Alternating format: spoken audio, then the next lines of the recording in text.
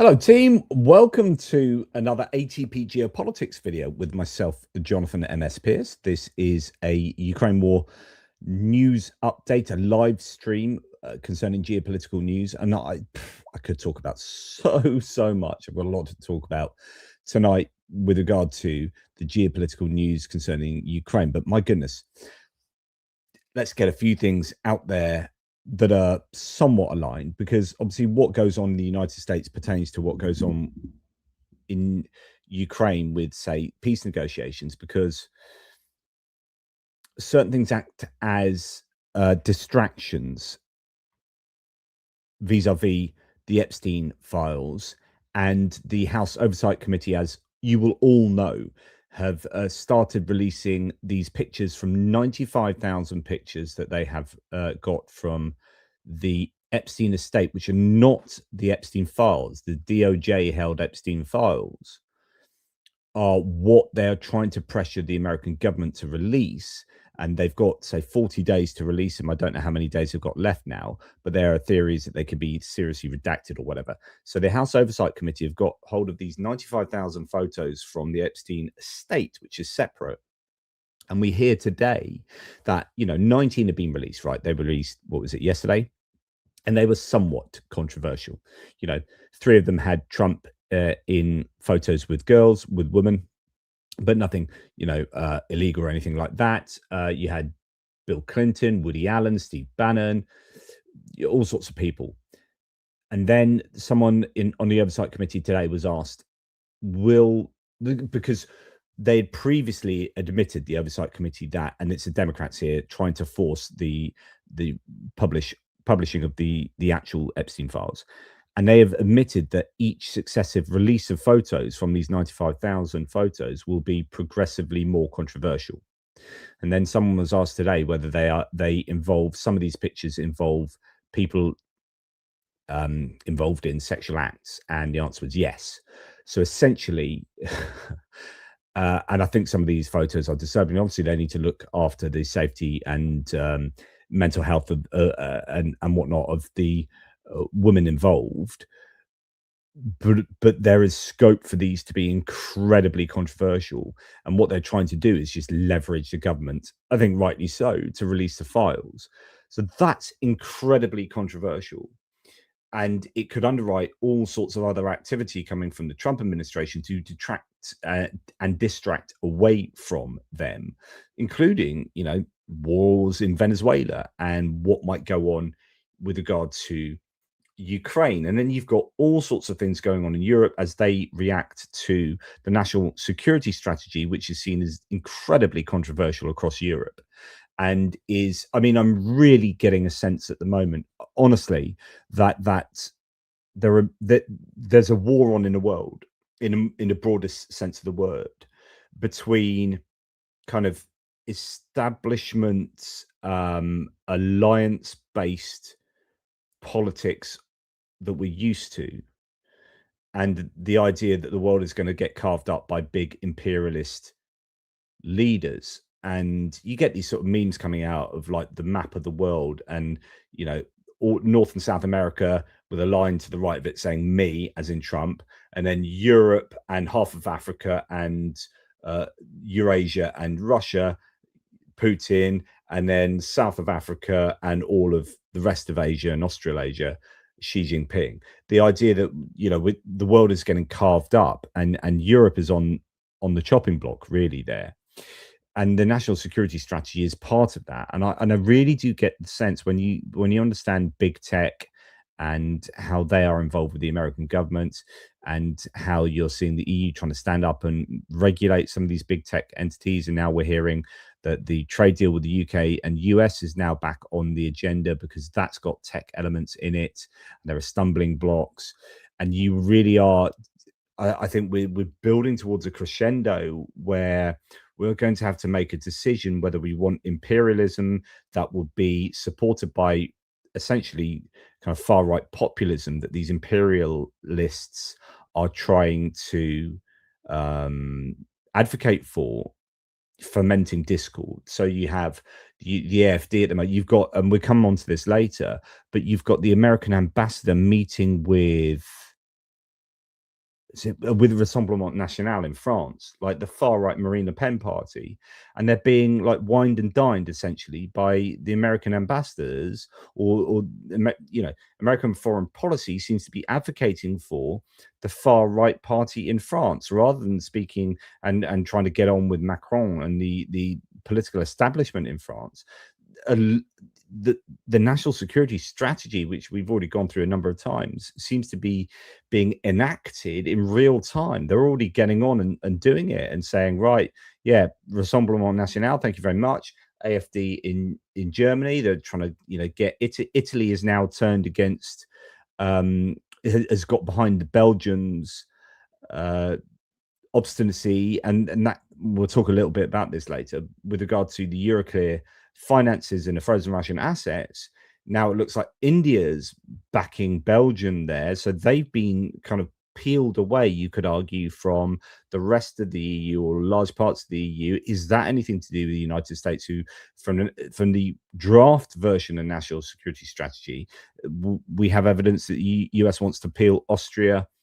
And it's interesting that an Austrian politician came out and made a big statement today. But Austria, like real pro-EU statement, but Austria, Poland, Hungary, and Italy, you know, the US. So this is all happening. There's just absolute chaos and turmoil. Meanwhile, tankers are being boarded in the Caribbean. A war is just about to start with Venezuela.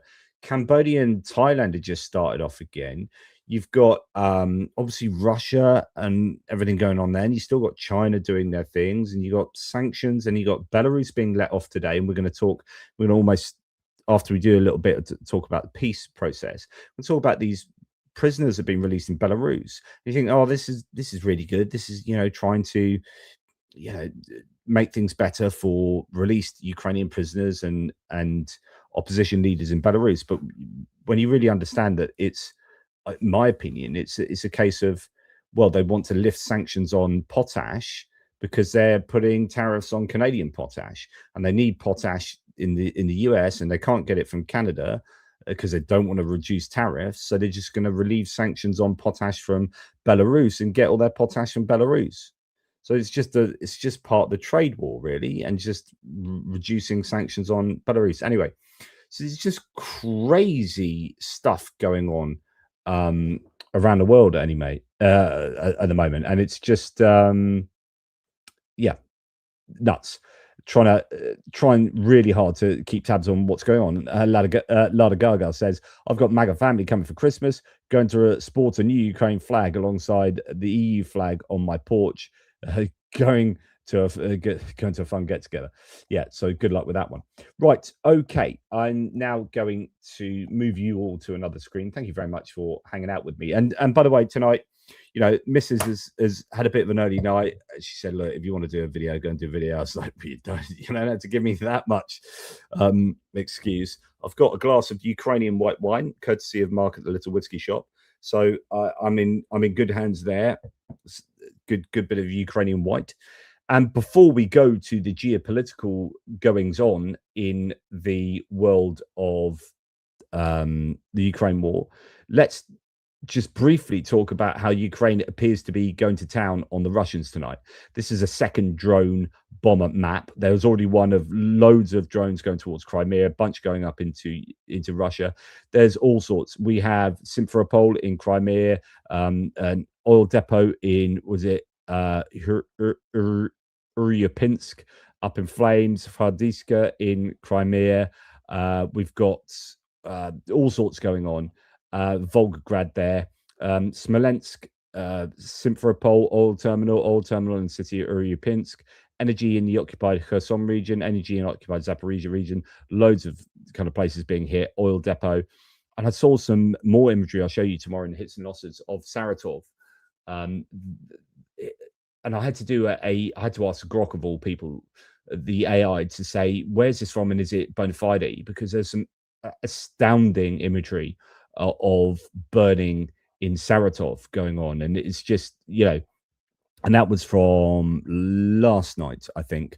So yeah, it is all happening. There's flaming stuff going on all over the shop. So, fingers crossed this is going to be a good night for the Ukrainians, because last night was very tough for Ukraine in terms of the strikes on Odessa and the widespread power cuts and whatnot that have taken place across Ukraine. So, yeah, I'll try and keep an eye on that as we go through tonight, but I am just one small brain trying to cope with everything. So someone's asking me about Lithuania. I'm not sure about this. So no, I haven't heard about Lithuanian government trying to organize state TV protests will be taking place. And one has already occurred. I've not seen that, but we are going to talk about protests in Bulgaria and Hungary. Really serious stuff in Hungary going on. And also Georgia. We'll come to that, although that will be towards the back end of the video tonight. Anyway, enough preamble. Let's start with peace negotiations. And, people have a go at me for calling them peace negotiations. It is shorthand. You can call it whatever you want. Surrender, diktats, it is what it is. Strong arming Ukraine to do something I don't want to do. Anyway, let's just run through quickly what's been going on the last couple of days. US envoy Steve Witkoff has met with Zelensky and European leaders in Berlin this weekend. Will meet, apparently, but we'll see. The Wall Street Journal reports in a decisive session focused on the US peace plan, the White House is pushing to secure an agreement to end this war before year's end, but territorial disputes remain unsolved, and that still seems to be an issue. There are claims that there's been cancellation of meetings between the Americans, and some people have been connecting that to the permanent freezing of the frozen Russian assets that the Europeans have done, the EU has done, to try and get around the potential for Hungary to veto, because there's a unanimous vote on that one. They can, and every 6 months they have to keep renewing the sanctions on Russia, and that includes the frozen Russian assets. And there's this repeated 6-month issue of trying to get Hungary on side. So what they've done is now they've changed the voting system on that, and basically voted through a permanent freezing of that. And some people are saying that because the Americans wanted to, I guess they were hoping that Hungary would veto that, and that the Americans might get hold of those frozen Russian assets or allow Russia to get them back, and then the US be involved in making money out of investments through Russia or whatever, that could have led to cancelling of meetings between Americans and Europeans. So yet to see whether that's actually the case. We've had Trump answering the question, can you tell us how this free economic zone, so one of the outcomes of negotiations recently has been that that there will be security guarantees for Ukraine, but also that Donbass will be turned into a free economic zone. Trump was asked directly, how will that work in land that the Russians took by force? And of course, he's not really, on the one hand, I understand Trump just saying, hey, I don't know how this works, because actually you leave that up to the people who are doing the negotiations, and you don't really need, as a leader, it's all about delegation quite often. Yeah, but you would hope that the leader of the United States would be well briefed on this, right? And it's very clear he doesn't get briefed on anything. So he's asked very directly, like, you're now arguing that the Donbass should be a free economic zone. How does that work? He says, can you tell us that? And he says, I don't want to do that now. I don't want to tell you, because he doesn't know. It's a very complex situation, but it would work. Okay, how? That's just a mere assertion. And a lot of people want to see it work. Not really sure that it's going to work, and it's going to depend whether you allow Russian troops to remain there but kick out the Ukrainian troops, and all of these different sort of theories that have been thrown around at the moment. Trump is ready to give Ukraine a NATO-style security guarantee in exchange for a Donbass withdrawal. White House is pushing hard for a deal before the Berlin summit on the 15th of December, and Zelensky says Ukrainians will decide via a referendum. So even if the US and Russia decide that this might be a goer, Zelensky quite rightly is saying, well, actually, I can't just decide this on behalf. I can't unilaterally give away Ukrainian territory effectively in the Donbass. People live there. So this will have to go to a referendum, and I think that's absolutely fair. Presidential office denies agreeing to a buffer zone. So there was a a piece released in Le Monde, a French newspaper, saying they'd agreed to that. Ukrainians came out and said, no, we haven't agreed to it. We are discussing this stuff. Now, the analyst has his little synopsis of what's going on. Trump offers Article 5 based guarantees of Ukrainian security. In exchange, Ukraine must give up all of what's left of Donbass, a heavily fortified area it's been assessed would take Russia another 2.5 years to take, even if it could last that long, which nobody thinks is likely. So, yeah, let me be clear about Article 5, the cornerstone of NATO's all for one and one for all defense policy. It was written at a time when everyone would simply have acted immediately in the defense of the victim of that attack until Trump came along. Nobody questioned that everyone would get involved without hesitation. Trump, who is proposing the deal, is the one person along these days with Viktor Orban who follows his lead to take the option that Article 5 contains, not doing anything when a member is attacked, because the wording is there to give you the choice. This is therefore as empty an offer as it's possible to get. So this is a very damning assessment of security guarantees given by the US here. If it was all of NATO and if Ukraine was part of NATO, it's worth considering. But we know that's not going to happen with Trump and Orban categorically opposed. Russia wouldn't sign a peace deal either, not that they mean to anyway. Trump's regime is looking for ways to extricate it from any form of conflict with Russia. So the very concept that he is prepared to send in American troops in the event of Russia restarting the invasion is beyond belief. There will always be an excuse not to react, always a way out. The most likely will be by blaming Ukraine for provoking Russia. Any guarantee of this kind America makes that doesn't stitch them tightly and irrevocably to having to engage militarily with Russia, that they have no option over, is meaningless. Even then, with this regime, be it Trump or Vance, there's not one iota of a chance they would stand by their binding agreement, even if it is a treaty passed by the Senate. And for it to have any binding impact, this would be essential. If it's just an agreement without the Senate formally approving it, it has absolutely no validity and no more power than the administration is willing to give it. That's actually a really good point. Like, unless you pass it through Congress, it's rather like when Joe Biden's administration signed an agreement. Remember, these bilateral agreements you've had with all these different countries that Ukraine has signed, but the bilateral agreements are generally only as good as the administration who signs them. And as soon as they get voted out, then unless it's ratified through the parliaments of any country involved, then they are just a kind of like a promissory note from that administration. And that could be the same with Trump saying, yeah, we'll give you security guarantees, but unless that's been ratified by Congress, it is essentially rather vulnerable, and some might say meaningless. So the analyst says this is a trap. I'm sure Zelensky and his government must see it. It sounds good, but it's as useful as the 1994 Budapest Memorandum. A chocolate fireguard would have more value. So it's a fairly damning indictment there. Now, Bloomberg reports that European officials are concerned that US brokered peace deal in Ukraine could be exploited by Russia, paving the way for reinvasion of the territory in the eastern Donbass region. The US plan for a demilitarized zone could give the Kremlin cover to deploy covert forces in the contested area. So the article headline here is Europe sees a Trojan horse for Russia in Trump's Ukraine plan. Max 25 continues, Russia could take advantage of any withdrawal of Ukrainian troops from the areas that Kyiv controls, making Europe's main objective to ensure that any peace deal doesn't contain a Russian Trojan horse.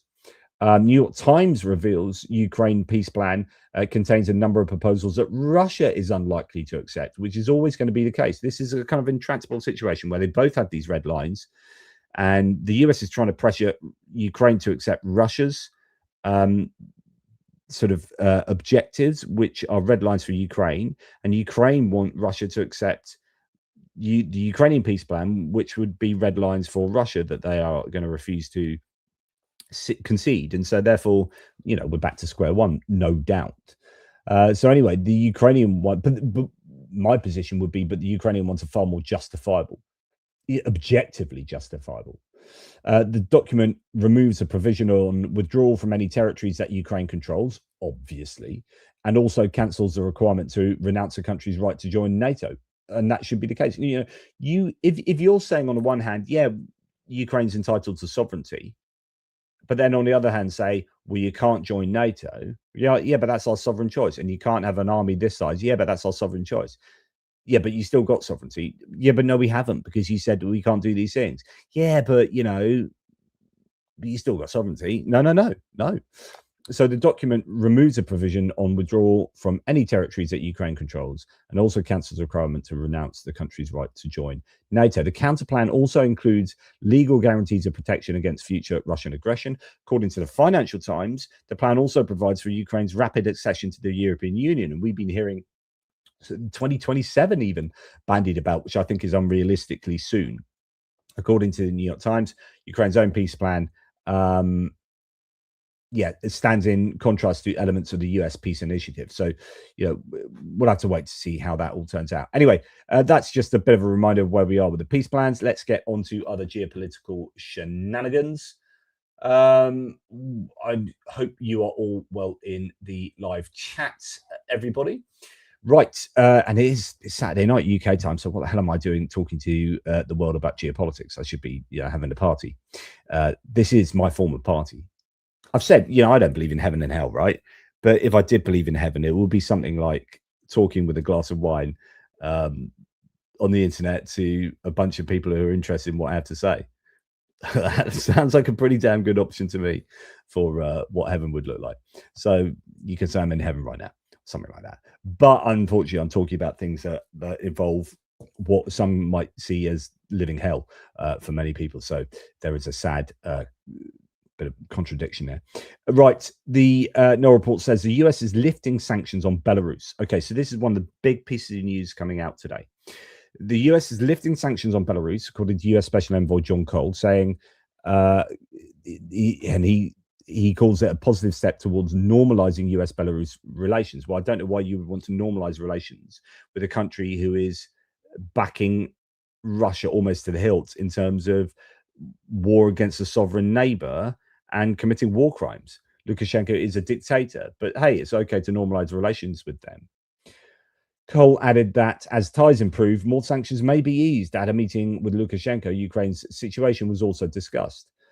So what has happened is that there have been these political prisoners released today. So today, Lukashenko signed another decree pardoning 123 prisoners, including 5 Ukrainians.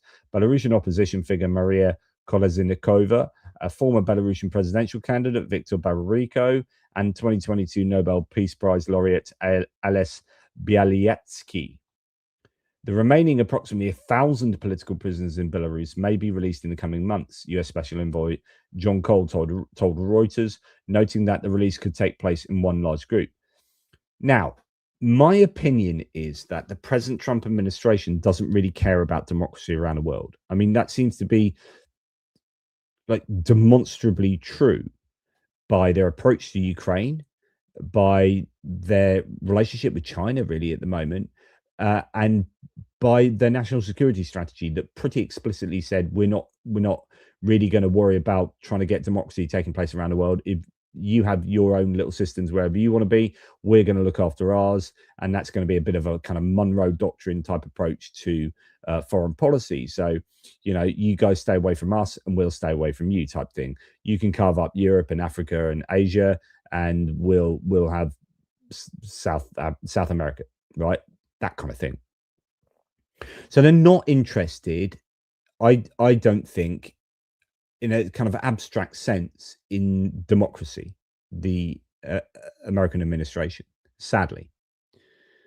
So when they are releasing prisoners that look like political prisoners, and it looks like this is to try and bring about a greater chance of democracy in that part of the world, my cynical mind is like, they're not doing this because of democracy. Like they don't really care about these political prisoners, is my position. Like the people who wrote the national security strategy and the people who are dictating foreign policy at the moment don't really care about political prisoners. So therefore, what else is going on here? Well, it turns out that the sanctions that they've relieved are sanctions involving potash and fertilizers. The US has lifted sanctions on Belaruskali plant, according to the Trump envoy.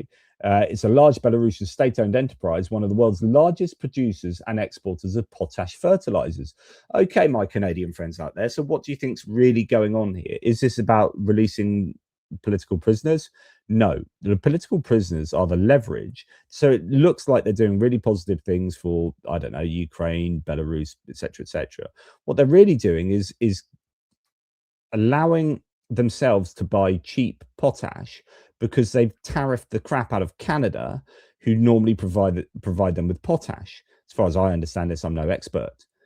So the fertilizers that they get from Canada, because they've started a trade war with Canada, they can no longer get.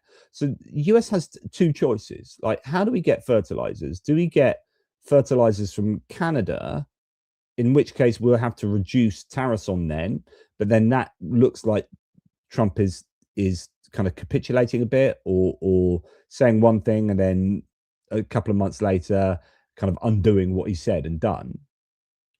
Or do we just find an alternative for that potash? Well, Belarus has loads. We don't really care about, relieving sanctions on Belarus. We don't really care if we normalize relationships with a dictator. No, who gives a toss? If we're going to get cheap potash from them, get cheaper potash from them than we will from Canada. So screw the Canadians, our otherwise friendly neighbors. Sod you guys. We're going to keep the tariffs on you, and we're going to get potash from these guys.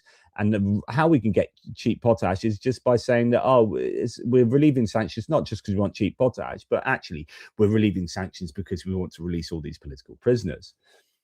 And there you go. And that's how it works. So exports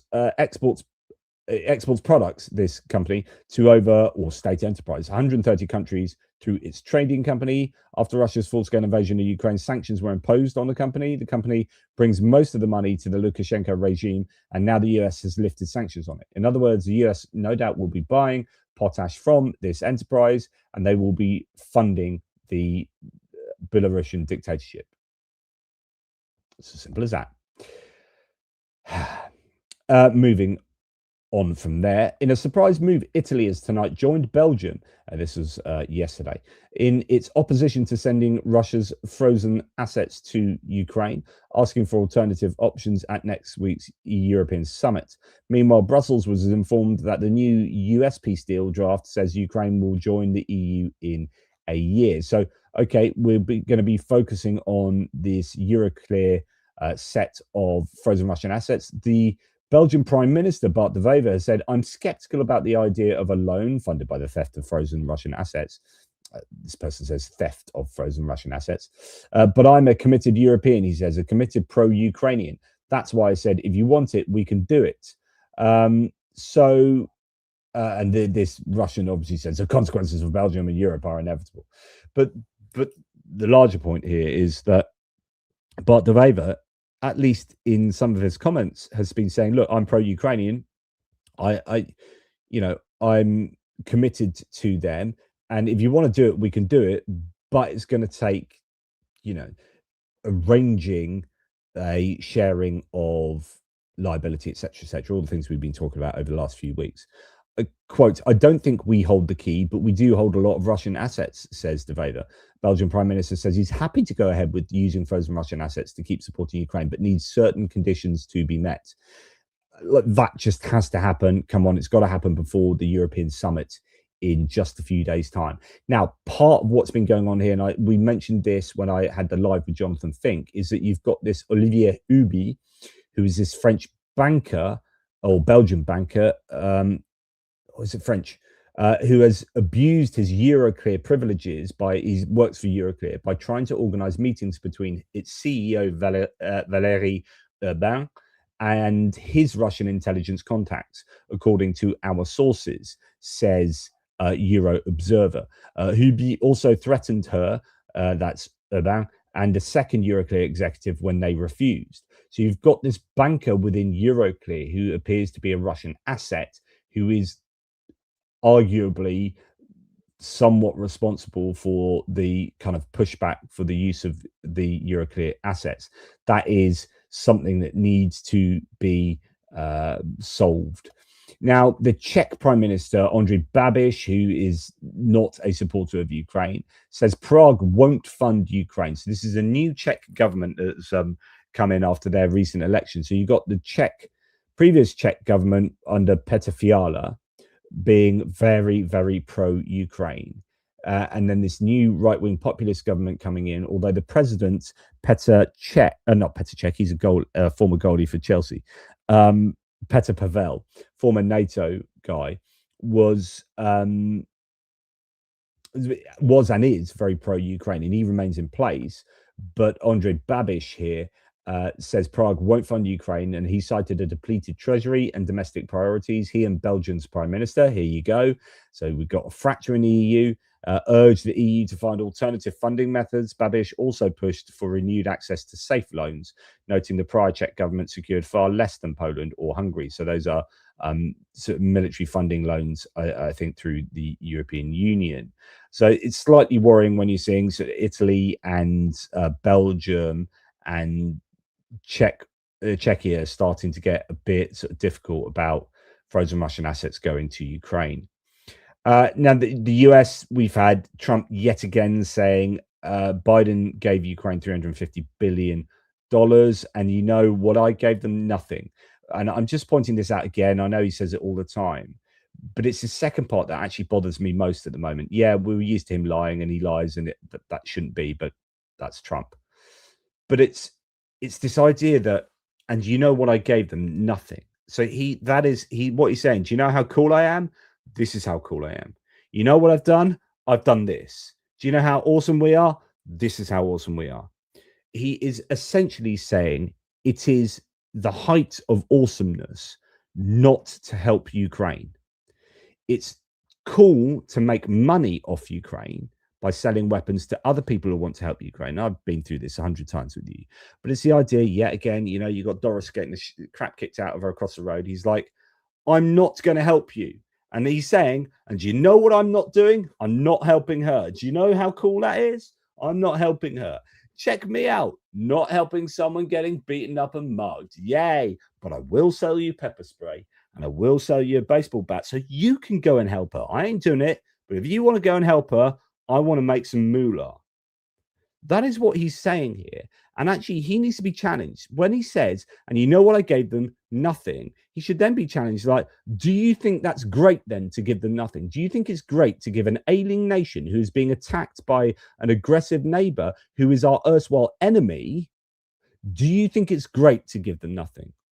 Like, are you a fan of not helping someone in dire need of being helped? I just want to get your answer to that. Anyway, now, Representative Don Bacon of Nebraska is a Republican who's now, because he's retiring, he's coming out and saying all sorts of things that are perfectly reasonable. Stop talking and send more weapons to Ukraine. Yep. And he's urging Trump to toughen his stance in the Russia talks. Quote, Russia does not want peace and thinks the administration will concede more Ukrainian land. Yeah, 100%. We need to listen to Don Bacon and not Don Trump. Former Trump advisor, and this is where it gets even worse. And I talked about this for a wee while in that live stream yesterday with Jonathan Fink. Former Trump advisor Brian Lanza is now consulting for Russian oil giant Lukoil, according to Politico. I mean, this is how corrupt the American regime is at the moment, where the Trump administration is supposedly giving lip service to supporting Ukraine and sanctioning Russia. But in reality, it's like we're giving them nothing and we're making money out of Ukraine, as I just said. And then at the same time, it's like, yeah, we sanction Lukoil. But like I told you before, you can guarantee that the sanctions are coming not because they want to punish Russia and make things good for Ukraine, but it's so that you can make money. So that actually, we know in Iraq now they've picked up Lukoil assets. American interests have picked up Lukoil assets in Iraq, and then they're picking up LNG, massive LNG contracts, but the US by being an alternative to Russian hydrocarbons. And now a former Trump advisor is consulting for the very company that they have sanctioned. Lanza is helping sell Lukoil's non-Russian assets after new US sanctions. He previously called returning Crimea to Ukraine unrealistic. It's just absolutely incredible.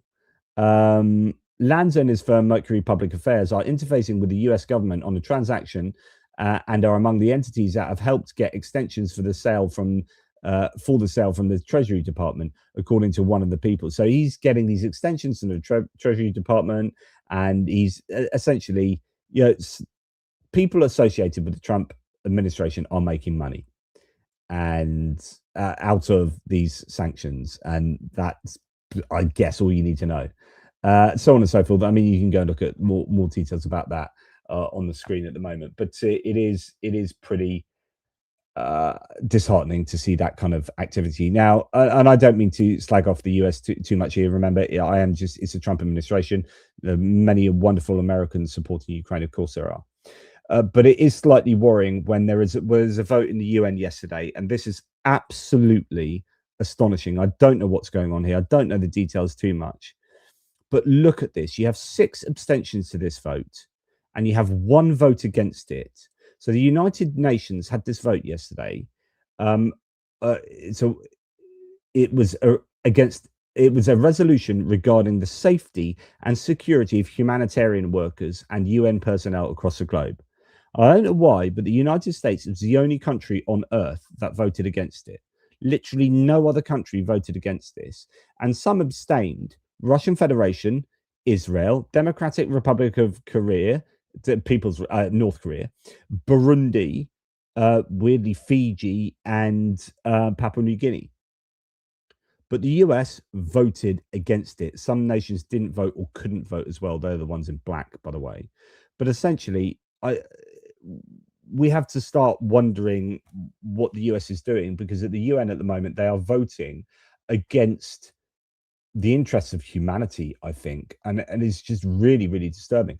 So it's bizarre that we're now looking to people like Ben Shapiro, someone who I absolutely despise in any other context, but I think he's been to Ukraine, hasn't he? Now, Ben Shapiro, has he been there?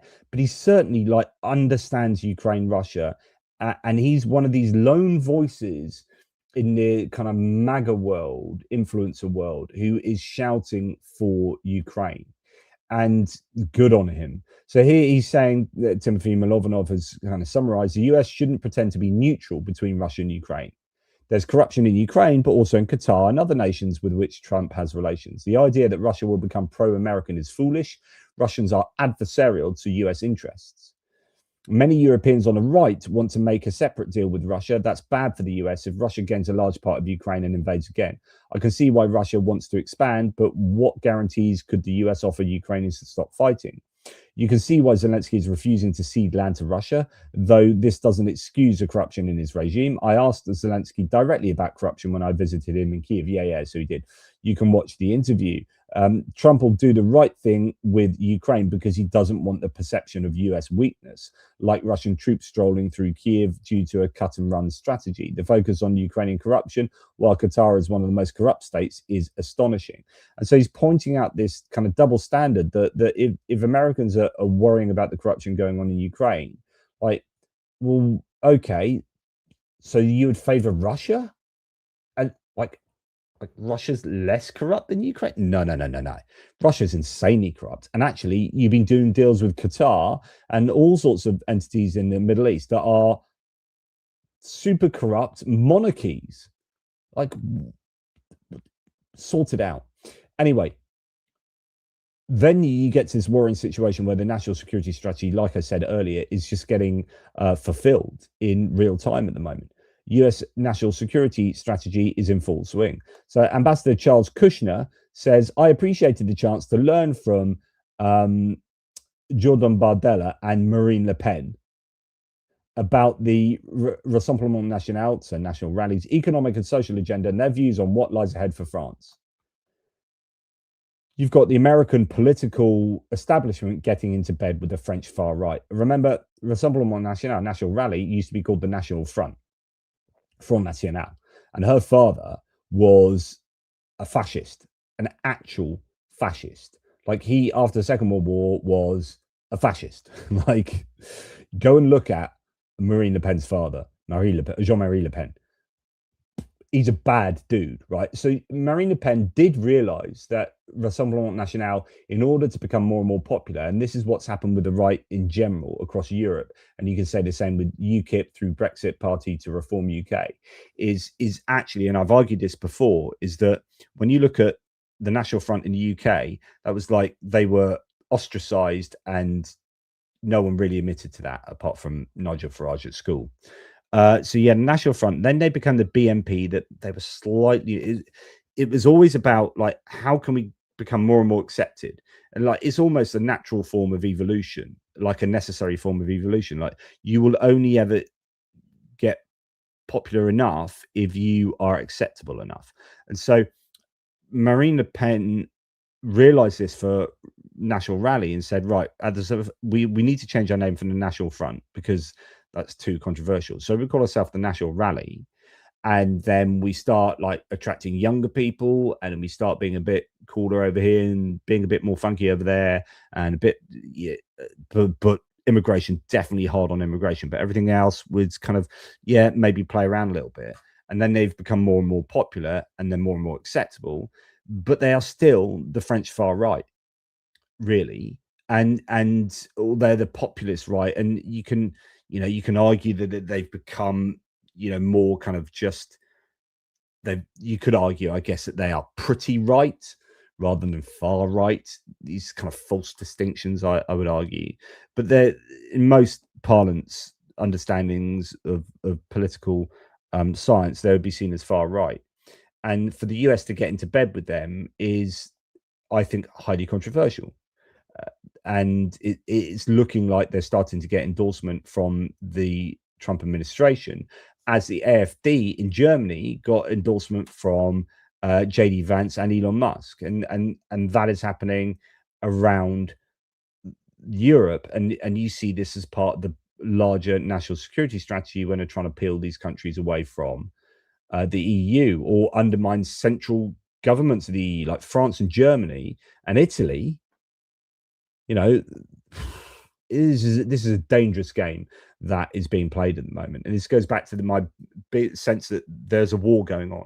There is a political war going on and this will determine the future of humanity. Like, do we let populism pervade and tear up alliances so that individual countries think that, yeah, let's have our own national identity back, we don't need to work with anyone, and then if you find that those individual companies can then be picked off and manipulated and controlled by the larger countries. And remember, part of the draft national security strategy wanted this core five group, the G7. They wanted to get rid of the G7. This is the Americans wanting to get rid of the G7 and replace it with the most populous countries on earth. So China, India, the US, they see Russia's part of that, and then looking at these big players controlling the world. Well, then if the EU disintegrates, then what chance does the Czech Republic have of standing up to what China or the US want? No chance at all. Every European country, their future depends on the EU remaining bound together. The power of those smaller European it's exactly how NATO works. Like, Lithuania is never fighting against Russia.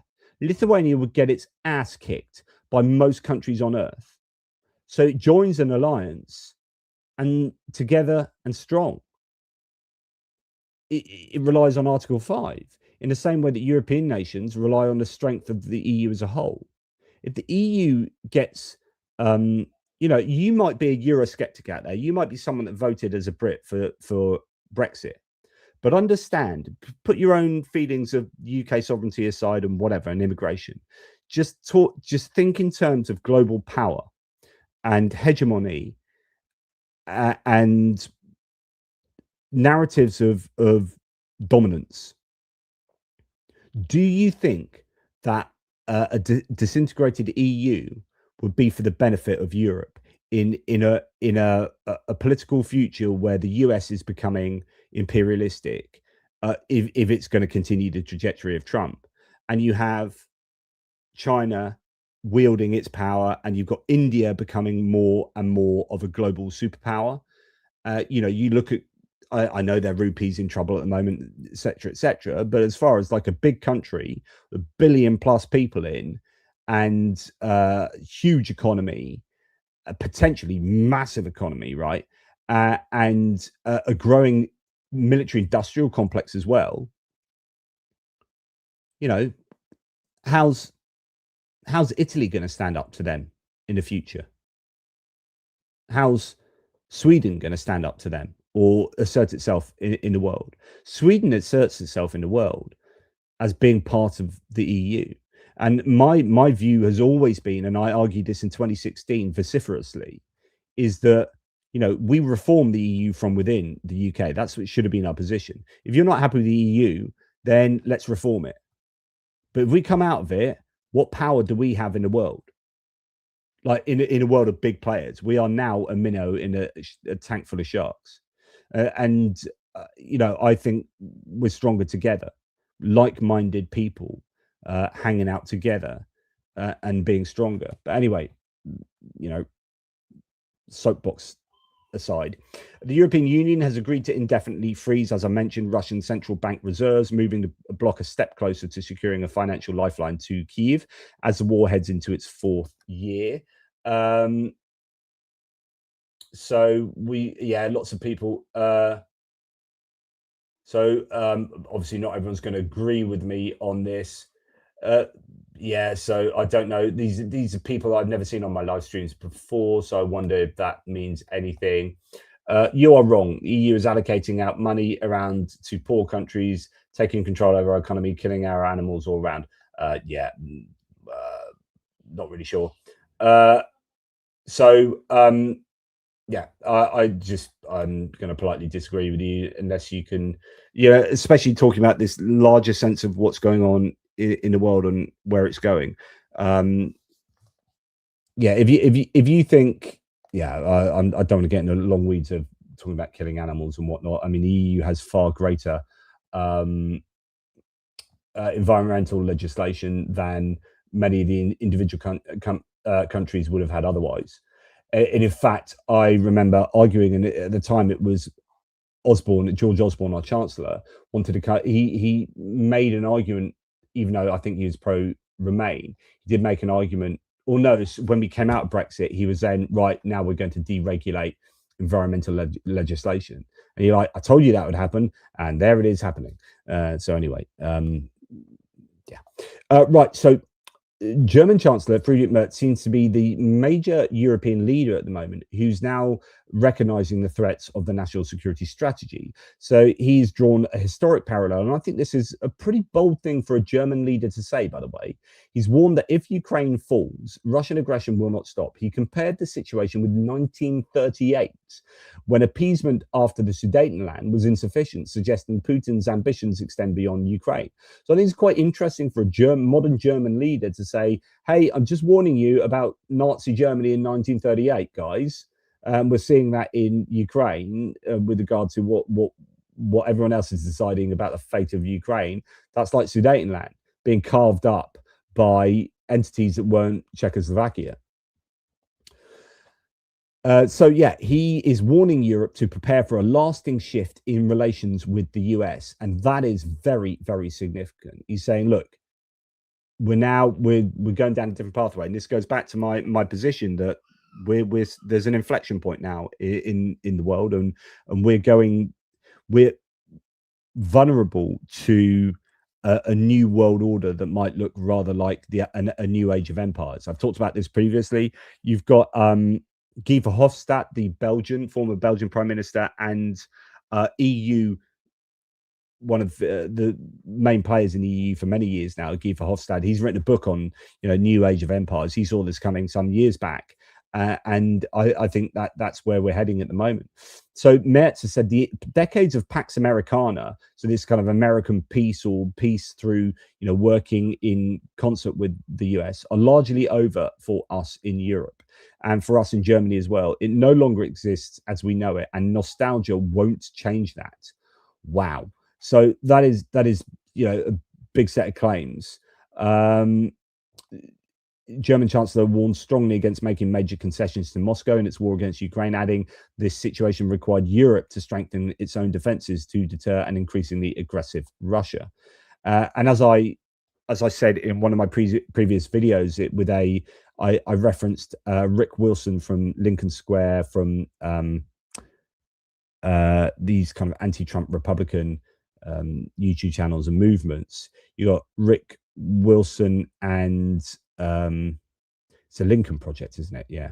And I think Stuart Stevens, is that his name, talking about, I think Rick Wilson was saying, I was speaking, and the implication was to a German defense guy, saying that the US is going to get what it kind of get what it is wishing, which is a Europe standing up on its own 2 feet and not being dependent on the US. And I keep talking about this, but you are therefore going to have a very heavily armed Europe eventually, with a defense, military industrial defense complex that is supporting that isn't, you know, a case of European nations buying from the US. So the US industry will take a step back as Europe will become more armed and will be more independent, and won't, you know, take to the US trying to define what European defense policy and strategy should be. And so, you know, there is a real risk that the America First strategy actually emboldens allies to be more independent of the US. Now, Yulia Mendel here says the EU announced it will now target, and I find this quite interesting here, will now target Russia's shadow fleet vessels independently of full sanctions packages. So you kind of wait for these sanctions packages. We're waiting for the 20th sanctions package, and they take a hell of a lot of thought. And then when you announce them, it then takes you months to implement them. And when you implement them, you have to keep obviously the upkeep of them and enforcing them. But actually, sometimes it's a bit annoying to have to wait months before like the next package, when you just want to sanction another couple of ships that you found out about. So now they're starting to sanction things just continually. This is the idea, such as adding ships to the list rather than waiting for whole packages. So they're starting with around 10 to 12 additional ships expected to be blacklisted on Monday, December the 15th at the Foreign Affairs Council meeting, while discussions on the 20th sanctions package are only beginning and no adoption is anticipated soon. Diplomats emphasize that these targeted measures are already significantly impacting Russia's economy and will extend to enablers of the shadow fleet requiring unanimous EU approval. I have only two very pragmatic questions, says this person. Why start on the fourth year of the war? Yeah, always a good point. And how long will it take to sanction all the ships? I guess sometimes as people looking in on these practices, right, we probably don't realize how freaking difficult and time consuming and labor intensive it is to sanction ships. You think, oh yeah, just go and sanction all the ships now. It's like, okay, well, what are all the ships? How do you know what all the ships are? How do you know what ships Russia has in their shadow fleet, which is, you know, by default, a fleet that is very hard to keep tabs on? That's why it's called a shadow fleet, right? It's not open. They're being flagged by other nations, but you have to work out who owns them, blah, blah, blah, blah. So it's easy for us to say, well, why is it taking so long? When are you going to sanction all the ships? It's like, we need to find out what all the ships are, and they keep changing them. They're buying a whole new set of ships, and actually, you know, the Greeks are helping them out there, and the Cypriots over there, and the Maltese over there, and you know, this is a really difficult process, and it's very easy to criticize, but sometimes we need to understand that actually just things like this are really freaking, I mean, gee whiz, do you know how long it takes me to, I don't know, sort out a new bloody mobile phone tariff?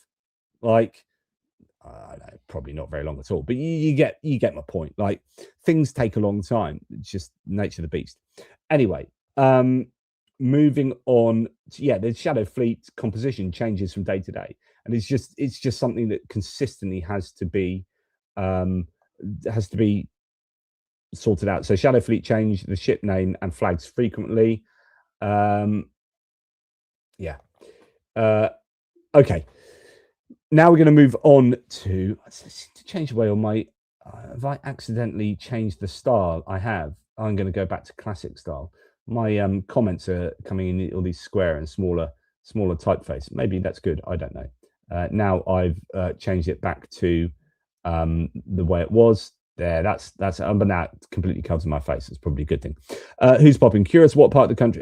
Sorry, I was just showing that comment because I want to see what it looked like. Sorry about that. That's a short interval. Maybe I should have a sip of wine and gather my senses. Ukrainian wine. It has that certain, gives me that smug feeling of, do you know when you become an ethical consumer? That I've always been a bit of an ethical consumer. I'd rather buy that than that because that's like fair trade, or it comes from a better place, or they treat their animals nice, or whatever. And it's like, yeah, the taste of that Ukrainian wine, it tastes slightly nicer because I know that it's helping out Ukrainians in some way, putting a bit of money back into Ukrainian industry. So it gives me a sense of smugness. But justifiably so, I think. Right, we have now the big subject of protests, and we're going to start with Georgia. We don't really hear enough from Georgia, to be perfectly honest. At the moment, I'm not reporting enough on it. I really should interview Marika Mikiashvili again. If you haven't looked at my interview of Marika Mikiashvili, you can watch it now, even though I did it probably 6 months ago or something. She's a Georgian, but it was basically a bit of an explainer on the history of Georgia, actually, and how it's got to where it is now. So it's kind of evergreen as a video. Not many of my videos are evergreen, but that's one of them. Anyway, this person says, I didn't expect to see such a large crowd today, a day after Georgian Dream, the pro-Russian party in charge, introduced a new law restricting protests without prior notice.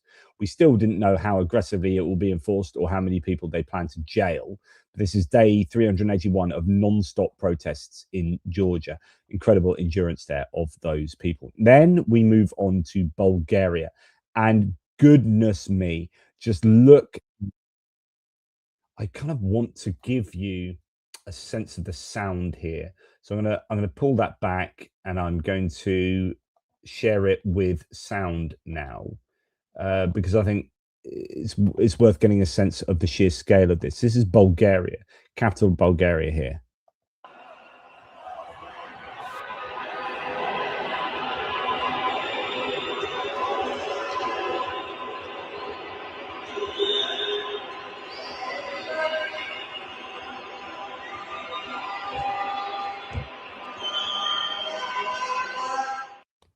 Now, although Bulgaria has really helped out Ukraine in terms of artillery and ammunition production and other sorts of things, they've been a really important supporter of Ukraine. Apparently, their government has been increasingly corrupt and actually, tainted possibly in terms of not supporting Ukraine so much. And there have been these huge demonstrations that have led to some big changes there, arguably. So let's have a look at this. I know, a bit of music there. A massive shout out to Bulgaria, says this person, to the incredible people of Bulgaria. Your spirit is on fire and the world is watching. What you've achieved is nothing short of inspirational. The resilience you've shown day in, day out, standing up for a transparent, accountable, and truly European Bulgaria is the ultimate masterclass in democratic defiance. You simply refuse to back down. The government's resignation, so the government has resigned as a result of these protests, is not just a political event, it's a monumental win for civic power. It proves beyond a shadow of doubt that when people mobilize and demand better, change is not just possible, it is inevitable. We are celebrating this democratic victory right along with you. Your success is a vital shot of hope for all of us still fighting for our own turf. To our friends in Georgia who are facing brutal challenges, keep the fire burning. To the determined citizens in Slovakia, know that your efforts matter. And to those pushing for freedom in Hungary, take heart from this victory. Bulgaria, you've shown us a way forward. Never stop believing in the power of your voice. So this has been an incredible example of civic power, of enfranchised people exerting people power to enact political change in a country. So it's absolutely fantastic. Now, then we move on to our friends in Hungary. Oh yeah, of course, music. Hungarians marching towards Viktor Orban's office now, says this post from earlier on this afternoon, so early evening. So that would have been in Hungarian time. I mean, not too long ago now, really, probably only sort of 4 hours ago or something like that. But yes, Hungarians marching towards Viktor Orban's office. What's all that about? What's the issue in Hungary? Well, this is so trigger warning. This is quite difficult to watch. I am going to show it just to give you an understanding of what's triggered the latest set of protests in Hungary. So a huge protest tomorrow, so that's today, outside Viktor Orban's office. So you've just seen some images from there. After another week of damning evidence of sexual and physical abuse in childcare and youth detention centres, it's Hungary's own Epstein scandal, fueled by wild rumours. A new related video has already been seen by millions. And this is it. I will just show you. So this is obviously a young person here getting abused by someone in charge of their care, the head being slammed on the desk then, or attempted to be, and then he just pulls them across the desk. You got these other kids over there, and then promptly starts kicking him while he's on the floor, puts his hand on his foot on his chest and face, and then starts kicking him and stuff, and in the head, and so on and so forth. So what's going on there? Viktor Orban's government in Hungary is in serious trouble, says Chris Owicki. This explains the background. So we're going to go to Peter Magyar, who is the guy in charge of the Tisza party, who's now polling ahead of Viktor Orban's Fidesz party in quite a significant way. He says the Orban government has completely and utterly failed. It has now been revealed that since 2021, they've been concealing an official report about crimes committed against children living under state child protection. The document was prepared for the National Child Protection Service and the government. The concealed document is a 47-page indictment against the Orban government, which is leaked to me from lower levels of the administration because those people can no longer bear the government's complicity and inaction. The state has known for at least 4 years exactly what is happening today under the banner of child protection, scare quotes child protection, in Hungary. They know precisely what horrors thousands of children growing up with without families are living through. They knew everything and did nothing. From the 47-page detailed document, it emerges that every fifth child in state care is officially subjected to abuse. A quarter of sexual abuse cases never reach the authorities. They disappear. They are silenced. No cases made of them. Only 10% of guardians said that the children entrusted to them are not affected by abuse. This means 90% of the children are affected. 38% of guardians know of at least one child who was sexually abused while under professional state care. 25% of guardians said that in the last 2 years, not a single abuse case in their environment led to a police investigation was launched. You heard that right, not a single one. Sexual abuse of children under child protection supervision affects every age group, but according to professionals' experience, the trend is that children are becoming victims of sexual violence at every younger age. The sexual exploitation of children is most typical in adolescence. By the way, a new report's come out in the UK to show how massively prevalent sexual abuse is. Most oftentimes within family environments, by the way, not state care like this. This is definitely a challenge for modern society that we're going to have to grapple with much more successfully than we are at the moment. Anyway, that's a bit of an aside. Abuse of children often has no criminal consequences, according to guardians. Every fourth sexual abuse case remains hidden, and a significant portion of proceedings are closed, citing a lack of evidence. No charges are brought. Okay, particularly shocking are the quotes in the document explaining why the police often do not even open an investigation into child abuse cases. A few examples. Case was closed because the police did not believe the children, because the children were interviewed too late, because the children were afraid to speak, because they were intimidated, and there were cases where the proceedings were terminated because the abuse was classified as having an educational purpose. You heard that right. In the case of a child living under state protection, the authorities classified the abuse as having an educational purpose. So they were justifying the abuse because it was educational. The Orban government knew of all of this. They knew everything and they let it continue. You can find a full 47-page document here. As you'll see, the report is not about correctional institutions or young people who have committed crimes. It's about children entrusted to the care of the Hungarian state. The system does not protect. The system betrays and abuses. This is not child protection. This is systematic abuse of Hungarian children with the knowledge of the Prime Minister. You know it, and those in power know it too. As of today, the Orban government and the president of Hungary have irrevocably fallen. Their days in power are numbered. Tomorrow's event will be a dignified stand for the abandoned children and for a functioning, humane Hungary. Okay, so this hopefully gives you a bit of an understanding as to why there are these like wide-scale protests in Hungary, that you've got these huge crowds gathering outside Viktor Orban's office. And then what this means is that hopefully Fidesz's days are numbered and Viktor Orban's days are numbered. And again, like we've seen in Bulgaria, I wonder if you got the elections coming in April, so it's pretty soon that they're going to be voting anyway. I don't think it's going to be expedited. But this is, I mean, it's horrible. Like, you don't want to, in a utilitarian sense, be kind of using child sex abuse and physical abuse. But that being said, this is bringing about potentially the end of what is a corrupt and horrible regime, the Orban regime in Hungary. So, and then that would be good news for Ukraine and for Europe in general. So on the one hand, you've got problems in, say, Czechia, that they're moving towards greater Euroscepticism and a more populist government.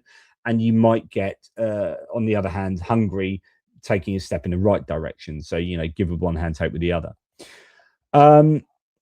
Moving aside onto something else, I hope you're all with me on what I'm saying. There's not too much disagreement, but if there is, let me know about it in a useful and constructive manner. We're going to go and talk about John Mearsheimer and Jeffrey Sachs in a minute, but in the meantime, let's just have a couple of thanks to you guys, and I really appreciate. I don't do these lives in order to angle for your generosity. I do these lives generally because I really enjoy them. I just enjoy talking to you rather than doing a pre-record where I am talking to you, but there's no kind of like, it just feels like a conversation more when I'm doing a live. And also I do them when I have too much to do a pre-record. I've got more tabs that you can poke a hairy stick at. But nonetheless, thank you very much to Richard Bennett here, to the Pirate. Since JP didn't say it, hit likes it and subscribe. Yeah, please do all that stuff. Do all the YouTube stuff. That really, really does help. Thanks, Pirate. Julian Roster, with everything going Pete Tong around the world, so that's rhyming slang in the UK. He's a DJ, Pete Tong. It just means everything going wrong. Everything going Pete Tong in the world. You're going to need a refill on that wine, methinks. This is indeed true. Don't think it's going to last me to Christmas. The small box. I got some white port and a couple of bottles of Ukrainian wine. It's not going to last to the end of this weekend. The port will. But thank you, Julian. I really appreciate that. The Pirate really liked Zelensky's comeback on Trump's shite. I'm not sure quite what you're referring to. I haven't seen anything recently, but I do think the optics of him going to Kupiansk were pretty useful. And no doubt that has angered the Russians. And in fact, that night you saw a massive Russian attack, didn't you, last night? And tonight the Ukrainians are hitting back, hopefully in kind. So yeah, Aussie T, like, subs, share, donate. Thank you. ATPGEO.com/donate, and you can help donate to our fundraiser with Jigger's Paw. Johnny Nebregard, good to have some Norwegian love there, matey. Thank you. Putin Puppet, Trump Krasnov's dementia equals or translates into his political power loss over the GOP, MAGA, and others. As we saw more and more, 70% of the US dislike it. Yeah, his poll numbers are really tanking at the moment, and I might do a little bit of US conversation because actually we're almost at the end of the tabs here on the geopolitics, and I've got a load of US stuff tapped up, but I haven't really organized it in a sensible order yet, but I might muddle through a few bits and pieces there. Thanks, Putin Puppet. Pirate, wonder what Trump's legacy will be. History books will, I don't think, look kindly on Trump. And I think he will have not the legacy that he envisages. And it certainly won't be a Nobel Peace Prize. If that happens, I'm going to give up on humanity. Putin Puppet, 70% of the US doesn't like Krasnov dumping on Europe as well. Even 39% of GOP voters included. Source of Times UK on that poll. Interesting. So yeah, he's pretty unpopular on everything at the moment, including the stuff that he should otherwise be very popular on, like immigration and the economy. He's underwater on everything, and he seems to be just going in one direction right now. Truth is not just social says the reason the US wants to break up the EU is because it's bad for the US, not Europe. It can dominate all the smaller countries. 100%. Yeah. Yes. But it doesn't need to be. So because Trump is transactionalist and he sees everything in terms of a zero-sum game. So just to explain, I mean, everyone should know what zero-sum game means, but if you don't, zero-sum means if you add both things together, it comes to zero. So it means that if we gain by 10, in whatever metric you're talking about, if we gain by 10, they lose by 10. And you add plus 10 to minus 10 together, and it sums to 0. So a zero-sum game approach to the world is what Trump has in terms of foreign policy. I remember reading Madeleine Albright's book on fascism, which she had a whole section on Trump, talking from personal experience about how his foreign policy was transactional, and he's just completely transactional and zero-sum game. And it's like, well, we want this from you, and if we don't get that from you, that means you win, and like if you benefit, then we lose. And so he looks at Europe, and the opposite to a zero-sum game, or there are two others. There's positive sum game and negative sum game. Like we both lose or we both win. Now, how other leaders have looked at the EU from an allied point of view as an American leader is like, right, we and Europe on the same side, although we are in some senses competitors in the marketplace, in the economic marketplace, if we work together in certain ways, actually we can both gain.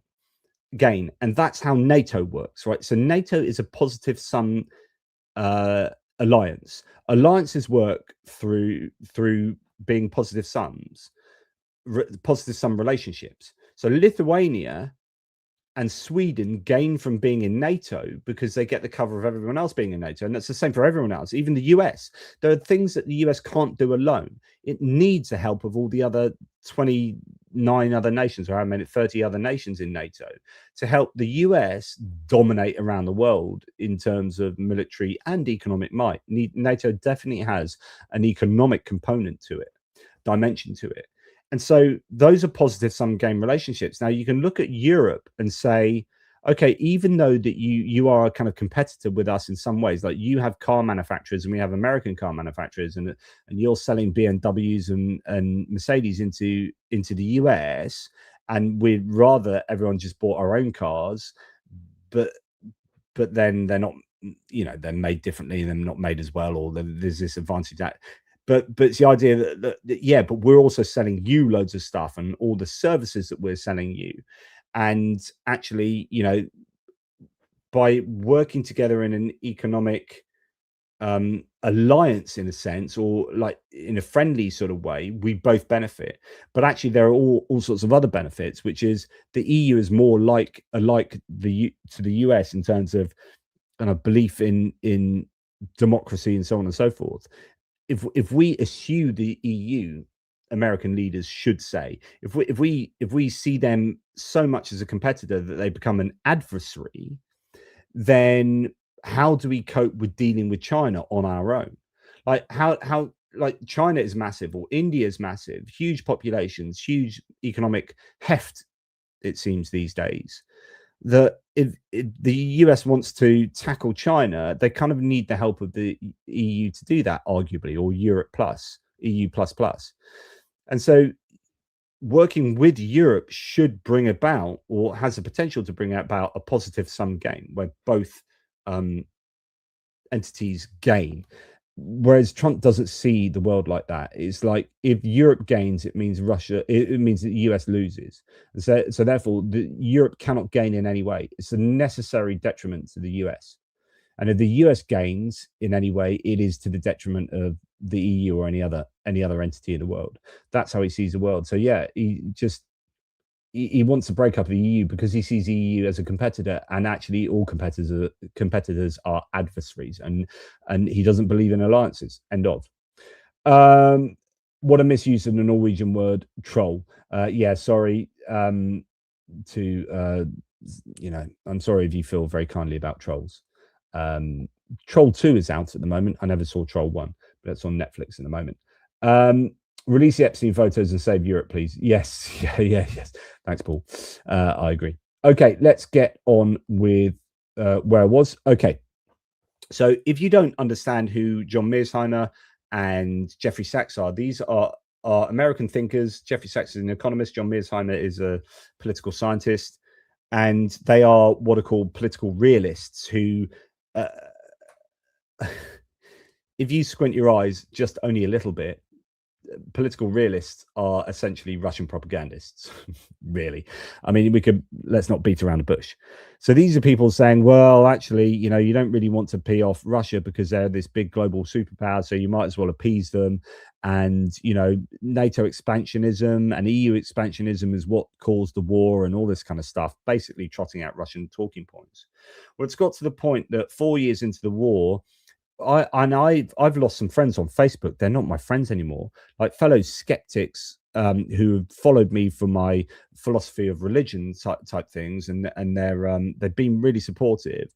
And then I've started commenting on the Ukraine war, and they're like, they were arguing back to me with kind of John Mearsheimer stuff, and I'm like, no, mate, you need to read up on this. You need to read this. You need to go and see this and go and see this lecture and go that. And like, no. And then they're like, they just couldn't handle that I was pro-Ukrainian, and they were just in this world of American imperialism, which I kind of understand to a degree, but actually in the context of Ukraine, no, NATO is you got to understand that NATO actually has a really beneficial role to play in the world at the moment, because without NATO, Russia would be dominating, and so what you've seen over the last 4 years is people like Jeffrey Sachs and John Mearsheimer become more and more overtly and obviously Russian simps or Russian assets. And then you started seeing like Jeffrey Sachs getting invited to that forum in Russia recently, where he's speaking alongside people like George Galloway, and I think Scott Ritter was there. And you're like, okay, so this is who you're hanging out with now. So okay, you've shown your true colors here. Gary Kasparov says, a glimmer of silver lining in this horrible war is that longtime Kremlin shills like Sachs and Mearsheimer have been exposed as such beyond redemption. I was often asked to debate them on mainstream channels, and now they're reduced to official Russian propaganda. Good riddance. Sean Pinner says, Jeffrey Sachs, a frequent guest on Russian state propaganda channels that openly participate in the war effort, including Solovyev, who was literally in the occupied territories this week, he's in Pokrovsk, makes himself an active contributor to the war propaganda machine. It's also worth reminding people that outlets like Russia Today, RT, are not harmless alternative media. They've been directly implicated in the torture and coercion of civilians and POWs, including forced interviews and staged narratives as part of Russia's information war, including my own. So Vladimir Solovyev, the chief propagandist on Russian television, says, Professor Jeffrey Sachs and I discussed the economic consequences of stealing Russian assets for the EU. Quote, this would raise interest rates and lower Europe's creditworthiness at a time when the world is closely watching and wondering what the hell is going on.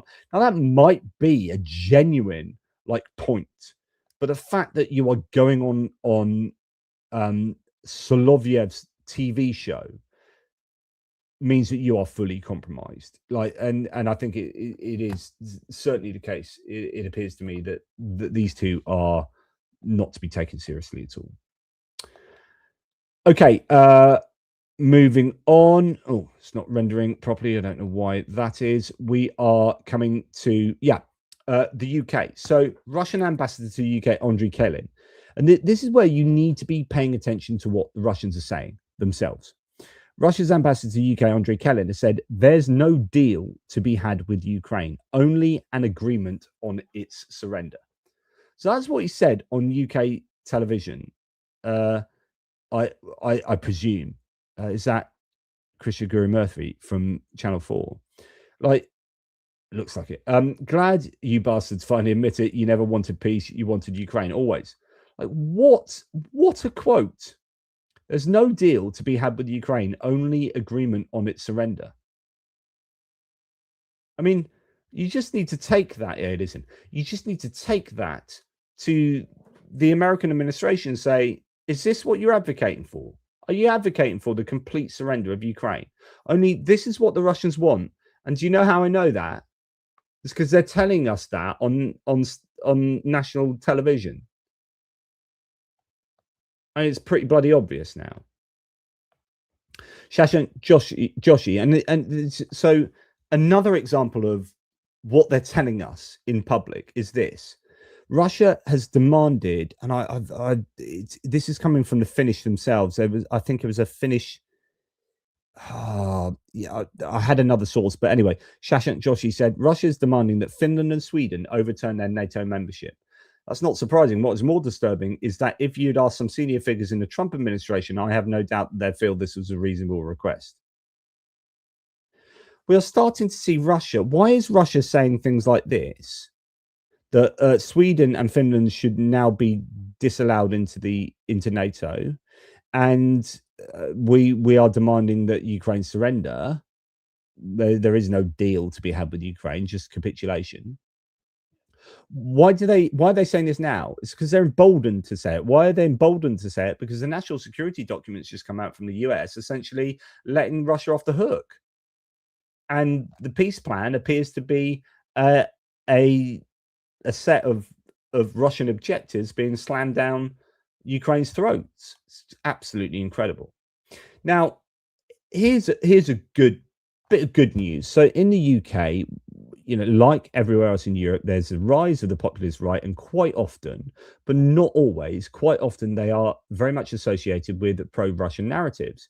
So Reform UK, if you look at the stats in the UK, and I know I might have some people who are very supportive of Reform UK, but actually, if you look at the statistics, they are many times more likely Reform UK voters to think favorably of Trump, actually, but of Putin, and less favorably of Zelensky and Ukraine.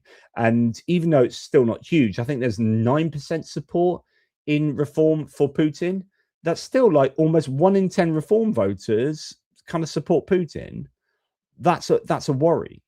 Whereas it's like literally 1 or 2% for all the other main parties. So that is a challenge. But it's good when someone from that worldview, from that kind of world, comes out and says, no, Russia suck and we need to support Ukraine. So this is Henry Bolton, a British politician, former leader of the UKIP, UK Independence Party, which became Brexit Party and became Reform. We, the people of Europe and our governments, recognize the stakes. We know what war is, but if we reward Putin for his aggression, now we'll have to pay again later in the Baltics, in the Balkans, in Moldova, perhaps even in Poland. Now, that's what I want to hear far more often from people like Nigel Farage, Richard Tice, but they kind of pussyfoot around. And, they're, I think, compromised by relationships with like Nathan Gill. And I think there needs to be an investigation, actually, formal investigation into Reform and Nigel Farage with regard to what we know of Nathan Gill. Because remember, Nathan Gill said a whole bunch of stuff, and he said it in the European Parliament, and he said it at this time in the European Parliament. Nigel Farage said exactly the same things as Nathan Gill in the European Parliament at the same time as Nathan Gill said it in European Parliament. Everything was the same. Nathan Gill took £40,000 from the Russians. So why did Nigel Farage say it? That's enough for me to say that warrants an investigation. Because either you are parroting Russian propaganda because you are compromised mentally to be aligned with Russia, or you're taking money from Russia. He's taking money from Russia. He's admitted it. He's admitted taking bribes, and he's spending 10.5 years in jail for saying those things because he is paid to. You said exactly the same things as him. What's going on there, mate? That's an investigation. Should be. Right. And finally, for this section, this is a real issue I have at the you know that I absolutely hate disinformation. I just did a video today on CNN being the true battleground for the merger or acquisition of Warner Brothers Discovery by either Netflix or Paramount Skydance. And if Paramount Skydance take it on, then CNN will be taken on by them as well and will be skewed to be pro-Trump as a channel. And what you're seeing is a collection of these mainstream media and social media entities by these political figures in the United States and business figures that align with the Trump administration. Well, we are fighting all the time against disinformation. Russian disinformation is a huge issue, as we all know. Now, this article is pretty fascinating. YouTube channels spreading fake anti-Labour videos. So we've got the Labour government in the UK. They've had a real hard time with the public perception. I go onto Twitter. It's really weird. Twitter at the moment has been far more anti-Trump in the last couple of weeks. Probably the last, I don't know if anyone else has noticed this. I spend too much time on Twitter because I have a lot of sources, and also quite interesting as a barometer. And here is a barometer, is that normally I go onto Twitter and I am attacked with anti-Labour, pro-reform, pro-Trump stuff. And then filtered into that is my algorithm of stuff that I like, that it knows I like, but it tries to dilute that with the stuff it wants me to like. But the last kind of, I don't know, since kind of Nathan Gill, maybe in reform have taken a bit of a beating. Trump's taking a beating at the moment. You've got all sorts of scandals. You've got crazy stuff going on where Trump is getting a mauling in many places. And actually, Twitter has reflected that quite a bit. I find that quite interesting. But anyway, Labour normally just get an absolute pasting on Twitter. And here it says YouTube channels are spreading fake anti-Labour videos viewed 1.2 billion times this year alone. So more than 150 anonymous channels using cheap AI tools to spread false stories about Keir Starmer, a study finds. Just incredible. So more than 150 channels have been detected in the last year that promote anti-Labour narratives, as well as outright fake and inflammatory accusations about Keir Starmer. A study seen by The Guardian has found the channels have accumulated 5.3 million subscribers and have created more than 56,000 videos. That's almost what I do in a week, with a total of almost 1.2 billion views in 2025. The network of anonymous channels includes alarmist rhetoric, AI scripts, and British narrators to attract hits. Starmer is personally targeted. The Prime Minister was either named in the video title or description 15,600 times. Reset Tech, the non-profit group that produced the research, said the channels were part of a global trend to produce synthetic propaganda on the platform. It pointed to the proliferation of cheap AI tools that could be deployed to make a quick profit from divisive topics. Now, I pointed out to you the other day a channel, a J&J's military channel or whatever, that was using something called Notebook LM and taking these quite untrue claims to do with Ukraine winning in Pokrovsk, right, which is obviously not true. But then if you didn't know that Notebook LM does an AI conversation between a man and a woman that is so realistic that, you know, with intakes of breaths and going, yeah, well, I agree with that, but here's how I think that's even more surprising. You know, the ways of speaking that are so natural and human that many people watching that initially didn't realize that it was just AI and being fed essentially misinformation, but pro-Ukrainian stuff. So people are so desperate to get good news about Ukraine or bad news about Ukraine. It's divisive topics. Ukraine is a divisive topic, annoyingly. Culture war stuff, immigration. And people are just taking advantage of the monetization of these things and like feeding in, just not having to do any work, just feeding in their kind of like their parameters, getting AI to produce a script, and then turning that into an audio, and then putting a load of just a slideshow of pictures alongside that, and Bob's your uncle, you've made a video without having to do any work at all. And so it can work in all different directions, but in this context, you know, anti-Labour, but to a huge degree here. And that's, it doesn't matter whether you're pro or anti-Labour or whatever. It doesn't matter what your political allegiances are here. This is more about, like, we are living in a time where you've just got to be so careful what you're listening to, and you have confirmation biases where you're like, I'm watching this because, and you'll have, most of you that are still with me now, vast majority of you are with me because I say the things you like to hear, right?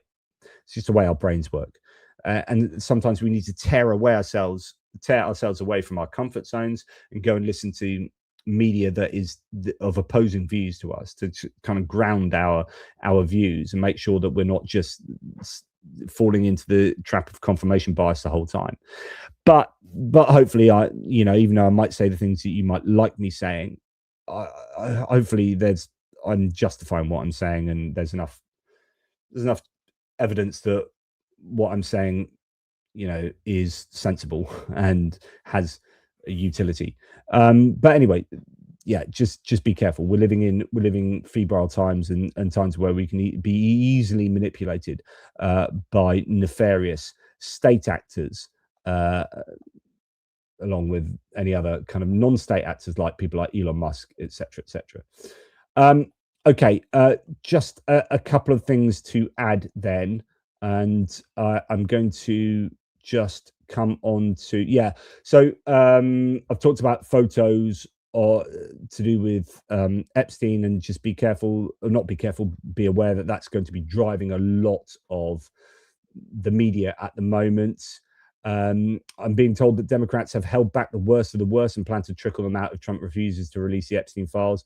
Representative Garcia says some of the other photos that we did not put out today are incredibly disturbing. So I think they're going to become worse and worse, to the point that they're trying to twist the arm of not just Trump, but the whole kind of Trump administration into gearing up to release the Epstein files. You've got everything going on in Venezuela. Here we've got Trump saying, I mean, this is pretty incredible. In fact, let's listen to this, because actually this is very relevant for wider global geopolitics. We have three countries sending drugs to the U.S.: Mexico, Venezuela, and Colombia. And you talked to the president of Mexico. You already talked to Nicolas Maduro. Have you considered talking to the president of Colombia, who you call a drug leader? No, I haven't really thought too much about him. He's been fairly hostile to the United States, and I haven't given him a lot of thought. He's going to have himself some big problems if he doesn't wise up. Colombia is producing a lot of drugs. They have cocaine factories that they make cocaine, as you know, and they sell it right into the United States. So he better wise up, or he'll be next. He'll be next too. And I hope he's listening. He's going to be next. So sort of working himself up there to actually saying President Gustavo Petro is going to be next, a Colombian president. Now, remember, the war in Venezuela is nothing to do with drugs. It is to do with oil. Sky News just did a whole big thing about how important Venezuela's oil reserves are. They're like really thick crude oil that the US needs. It's like, I think they're talking about it's the oil that the US needs the most. And everyone is very, I think, aware that this war isn't about drugs, because Venezuela doesn't get drugs to the US predominantly. The drugs do come from Colombia, or fentanyl up from China through Mexico. Venezuelan drugs, I think, go east. They are not providing drugs to the US that are killing lots of people in the US. So that is an excuse. The whole drug thing is an excuse. And we know that because he's then allowed the Honduran president to be pardoned, who was responsible for 400 tons of drugs going into the United States and actually killing people. So it's nothing to do with drugs. It's to do with oil. But to just threaten a democratically elected president that he'll be next is absolutely extraordinary. Here we have Jesse Waters on the Five on Fox They've News. seen the video, Yeah, and they went in there saying it was a war crime, and then they left saying, so the story's over. This is such a bigger story. This Coke boat thing's the appetizer. Trump just said expect land strikes in Latin America.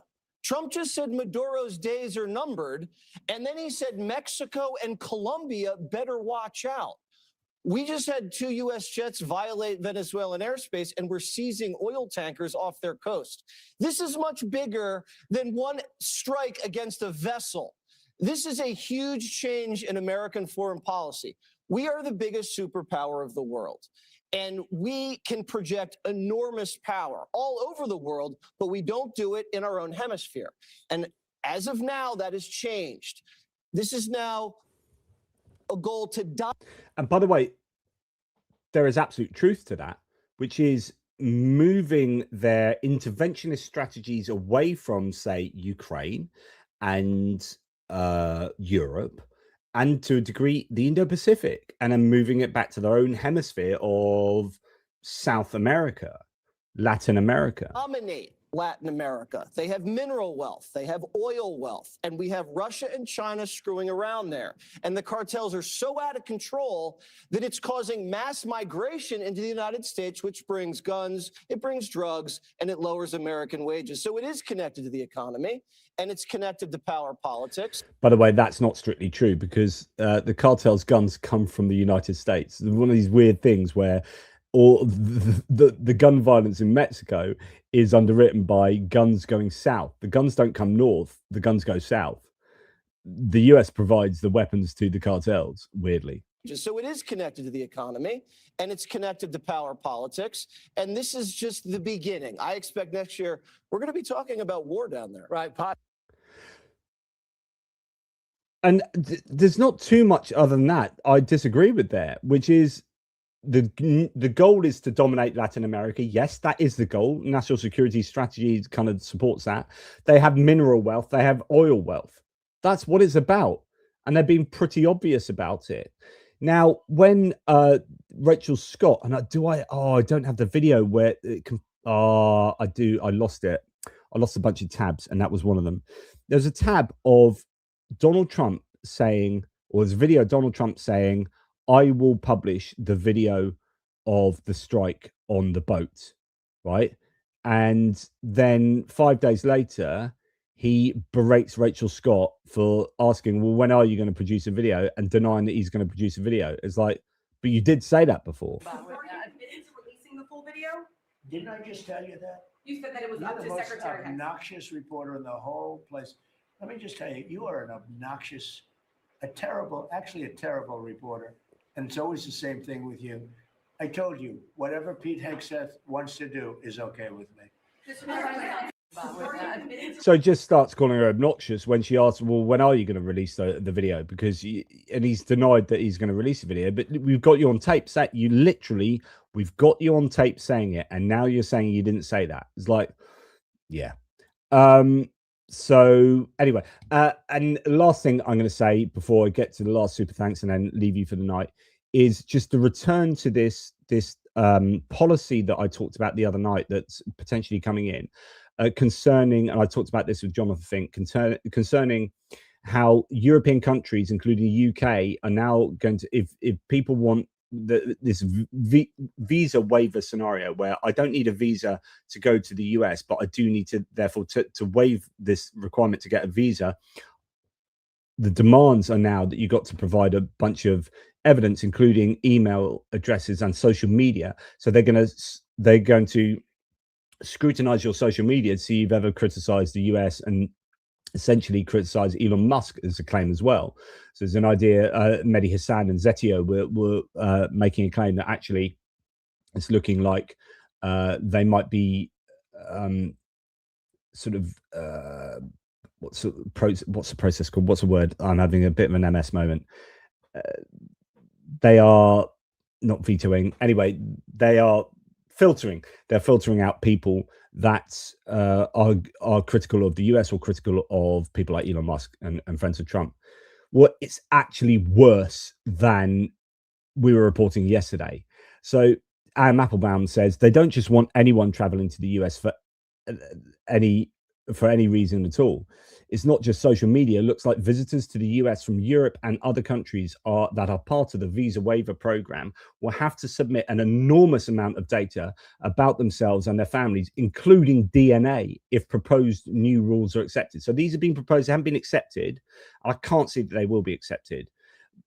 for a reason I'll tell you in a second. But this is literally what they're proposing. So if I wanted to go to the US, I'd have to provide phone numbers used within the past 5 years, email addresses used within the past 10 years. Why would you want my email addresses?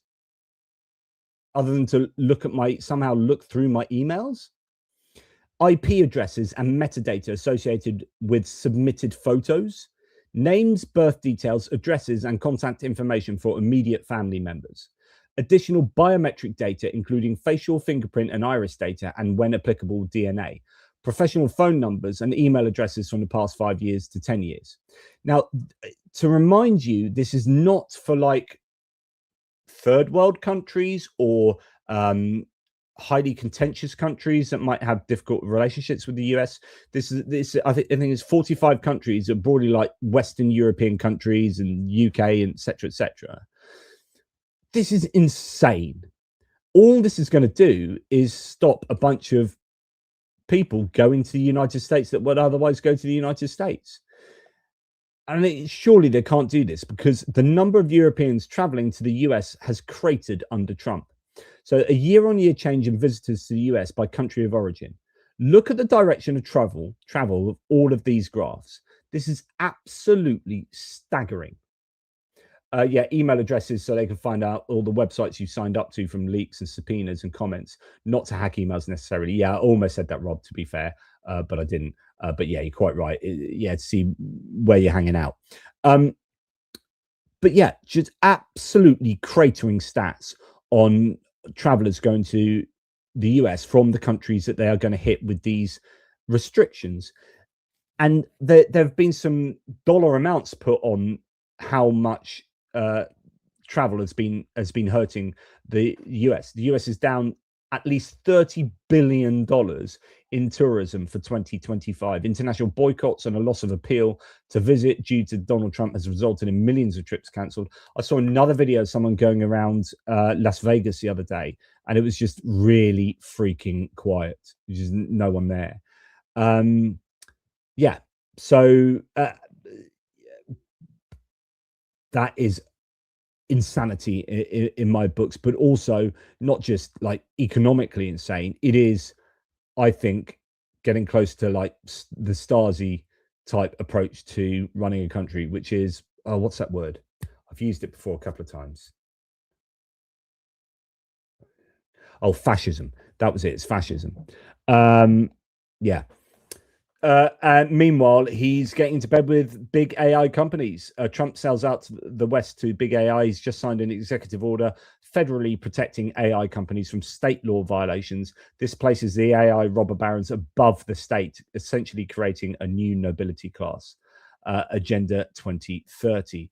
So watch out for that. And this is what I wanted to get to earlier. This was supposed to be after the Venezuela bit. So Politico, you pardon. Now, I'm going to leave you with this. I find this to be absolutely reflective of Donald Trump as a whole. You pardoned former Honduran President Juan Orlando Hernandez and let him out of prison, even though he was convicted in a massive international drug trafficking scheme. How is that zero tolerance on drug trafficking? Well, I don't know him, and I know very little about him, other than people said it was like a Obama-Biden type setup, where he was set up. He was the president of the country. The country deals in drugs, like probably you could say that about every country. And because he was the president, they gave him like 45 years in prison. And there are many people fighting for Honduras, very good people that I know, and they think he was treated horribly, and they asked me to do it, and I said, I'll do it. Do you think that could send the wrong message to No, drug dealers? They asked me to do it, and I said, I'll do it. So look, I think, when you weaponize government, they've weaponized their government just like they did over here. I'm one of the people that survived, but they weaponized the government. We had the most weaponized government. Our election was rigged.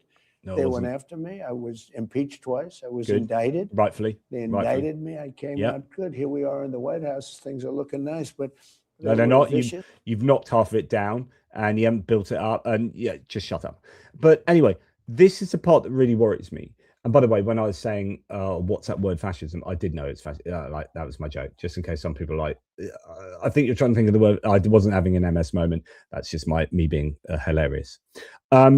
So Trump says, well, I don't know him, and I know very little about him other than what people said, or other than people said it was like blah blah blah.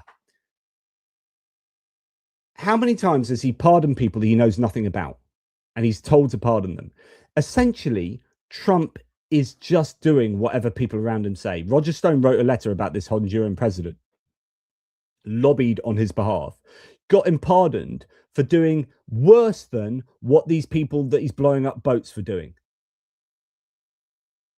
Even if you agree that the people in the boats that Trump is blowing up in the Caribbean are actually smuggling drugs, even if you agree that that's what they're doing, and that's debatable, and even if you agree that they're driving those boats all the way to the US, which is impossible, but even if you think that's what they're doing, and that they're peddling those drugs to the US, and Trump is blowing up those boats because of that, even if you accept all that, the Honduran president is like a gazillion times worse than these guys. 400 tons of drugs that he's, quote, going to stuff up gringos' noses. Like, he's like he was indicted by a Trump judge, I think, in a case that was started by Trump, I think, in Trump 1.0. Or anyway, like, either way, it's an American jury that's taken that guy down, rightfully so. It's one of the worst responsible for the worst amount of drug trafficking. I don't know, whatever. The statistics are mental. And Trump pardons him because somebody said something about him that seemed to whatever. I don't know him. I know very little about him. That basically sums up Trump. What do you know about Ukraine? Well, I don't know much. I know very little apart from what someone told me that I just spoke to, and it's all rubble there, and steeples are falling down, and 27,000 people have died in the last 3 seconds. What do you know about this? Oh, nothing really, apart from what Stephen Miller's just told me. What do you know about that? Oh, I don't know. I've not heard anything about that, but I'm sure I'm just going to hear a little bit when Stephen Miller tells me. You've just pardoned this guy. Yeah, but apparently he was the guy is just massively ignorant, and he's making decisions based on what people around him just tell him, and I think that's really dangerous. Anyway, that's enough for me. I've spoken far too much. Let's just see what you guys have to say. Where do we get to? We got to here. So, Paul Gilbert, no way Solovyov was in Pokrovsk. The building were not damaging the town he broadcasts from, just more Kremlin lies. Yeah, I don't know actually, but it wouldn't surprise me at all that Solovyov completely made that up, especially because Pokrovsk is very, very dangerous. I would doubt indeed that he was filming from Pokrovsk. So very good point there, Paul.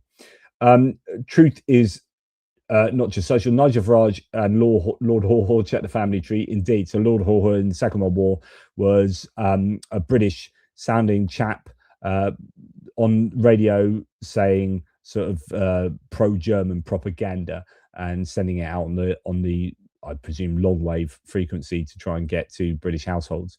Lord Haw, as he was known. Putin puppet. Russia isn't only talking big stories about surrendering Finland and Sweden, but also in rather a hurry due to the decline of Krasnov, Comrade Farage, and 3 new other comrades should be investigated ASAP.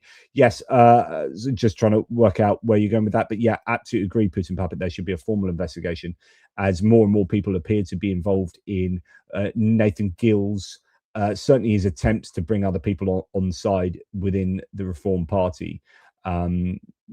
As a result of those Russian bribes and speaking with his Russian contacts to try and get them formally on side. Putin puppet again. Oh yeah, change, but please go to atpgeo.com/UK petition. I really need to keep reminding people of that. Yeah, it's going to be interesting to see what happens with the Epstein files and how that is going to affect everything in American politics. Epstein files may come from US Congress or Putin. I don't know. Putin, I think, would want Trump to be stable in the US at the moment, is my guess. The Pirate said, this is old news, but MAGA's not reacting on the pardon of the Honduran president is, for me, dumbfounding. Yeah, it's just the hypocrisy is incredible, and yet there is abject silence so often from these facilitators, I think, in the Senate and in the House of Representatives. Thank you very much, Pirate. Last one for Excellent Support Fund. You are too generous. Thank you for your super chats. Thank you, everyone, for being here tonight. It's been another long one. I do appreciate you all. As I said, I've got such a lot of military aid content to get through that's been going for the best part of a week. So I've got so many tabs to share with you. So I'll probably have to do another pretty long live stream at some point tomorrow if I can get away from my household responsibilities. But yeah, we shall see. Thank you very much to the mods out there. I'm going to finish my glass of wine at a leisurely pace. You take care, y'all. Big love. And thank you so much to all those very kind super chatters and supporters of the channel. Please remember atpgeo.com/donate. And atpgeo.com/UK petition to sign a petition to get UK troops into the west of Ukraine. Yeah, all the best. Slava Ukraini.